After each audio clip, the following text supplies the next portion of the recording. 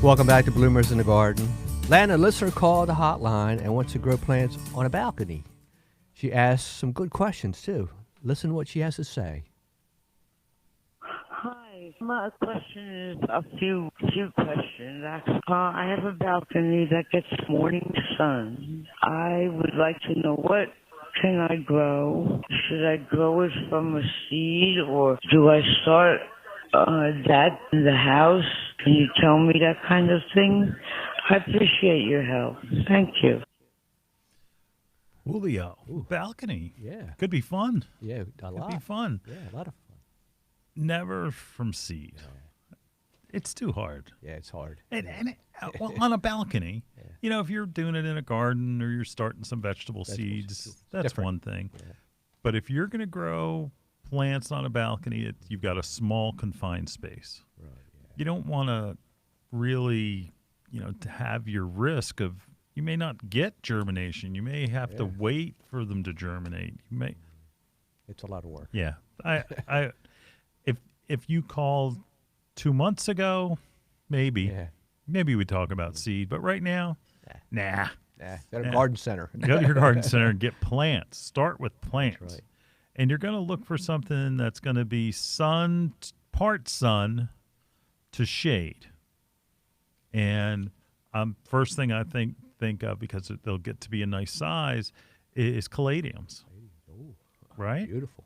Like a big, pretty leaves. They're not flowering so much, but big, pretty leaves that could be combined with other plants that will flower. I mean, in the ground, impatiens have an issue with downy mildew, but in a balcony, in a pot, no problems. There you go. No problems. Impatiens can be used. Begonias, certainly. Yeah, begonias are beautiful. Yeah, the dragon wings begonias. Very cool. Yeah, very nice serrated leaf and colors of, again, it's a wax leaf type begonia, but again, colors in red, in whites, in pinks. And they get big. They get nice. Yeah. They get real nice. Yeah. On a balcony, I thought about too, is that, you've got to be sure you have whatever you're planting in, and it's what I would suggest. You do a window box, but you got to make sure it's secured, because you're going to get some wind depending on how high, you could be at 2 levels. You could be, we're hitting areas in, say in Center City, Philadelphia, and in New York City. These can be pretty high up, So you got to make sure that the wind issue is, and they're secured well. The other thing I thought about, Julio, this is something vining. So planting like a clematis. Clematis, yeah. Because again, a lot of the balconies are, kind of like half fences, to stop people from falling over, and that they're, sometimes they're glass, but a lot of times they are almost a natural trellis. Yeah, is that something? We forget about that. Right. So clematis would work. Yeah, and great plant.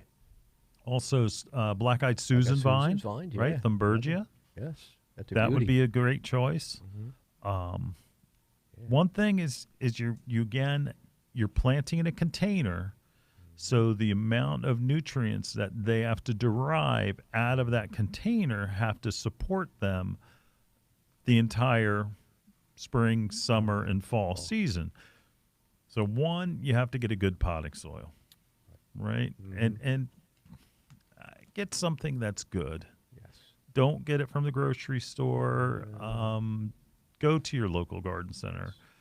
There are some really good city garden centers too. Yes, here in Philadelphia, there's a City Planter, which is in the Northern Liberty sections.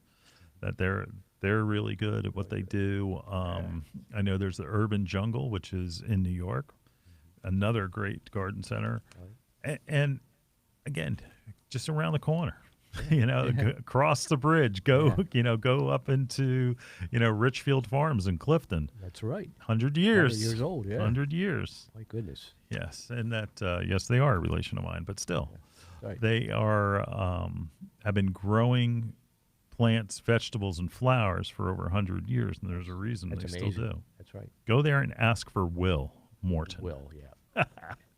You're welcome, Will. Anyway, and that again, those guys do a great job. Yeah, The selection too at your suburban garden centers is going to be much greater because they have the square footage they can devote to selection. Right. So make it a field trip. That's right. Right? Yeah. Put on your mask and get out there. Any other thing to add? Again, fertilizer. You're going to want to do water them, liquid water soluble fertilizer slow release every other week. Just do it. And you're going to mix it in a gallon watering can, and it's like a tablespoon. Read the directions. I'm not sure exactly. And you're going to have tons of flowers. Tons. Yeah. Tons. I mean, don't skip on. You can't skip on this stuff. No. Because if you do, you're not going to have any flowers. That's right. Right. And the plants are going to struggle to survive. Yeah.